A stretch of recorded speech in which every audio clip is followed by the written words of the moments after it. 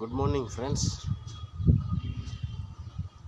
Corona పరిస్థితుల తర్వాత ఈ హాస్పిటల్స్ గురించి ఆలోచిస్తే నిజంగా వండర్స్ని మనం అబ్జర్వ్ చేయొచ్చు. హాస్పిటల్స్లో ఎప్పుడూ క్యూ ఉండేది, ఎక్కువ మంది జనాలు వచ్చేవాళ్ళు కరోనాకు ముందు. ముఖ్యంగా చిన్నపిల్లలు అయితే వారానికి 2-3 రోజులు పేరెంట్స్ బాగా హాస్పిటల్ చుట్టూ తిప్పాల్సింది వచ్చేది.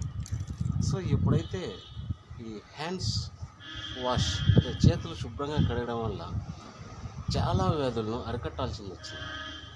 సో ఇప్పుడు హాస్పిటల్ చూస్తే దేశంలో ఎక్కడైనా సరే గమనించండి, ఏ హాస్పిటల్స్లో కూడా ఇప్పుడు పేషెంట్సే లేరు. ముఖ్యంగా చిన్నపిల్లలు ఎంత హాయిగా బాగా తిరుగుతూ ఉల్లాసంగా ఎంజాయ్ చేస్తున్నారంటే సో శుభ్రత పాటించడం వల్ల. So educate the people to wash the hands. ఎందుకంటే ఈ హ్యాండ్స్ వాష్ వల్ల నిజంగా మనిషి చాలా ఉల్లాసంగా ఉండగలడు. ముఖ్యంగా చిన్నపిల్లల విషయంలో ఈ శుభ్రత బాగా నేర్పించండి, పిల్లలను బాగా ఎడ్యుకేట్ చేయండి. ఈవినింగ్ టైమ్స్లో let them to engage the sports. Games బాగా ఆడడానికి వాళ్ళని సాయంత్రం 6 గంటల వరకు, మధ్యాహ్నం లేదా సాయంత్రం 4 నుంచి 6 గంటల వరకు వాళ్ళను బాగా స్పోర్ట్స్ ఎంగేజ్ చేయాలి చేయండి.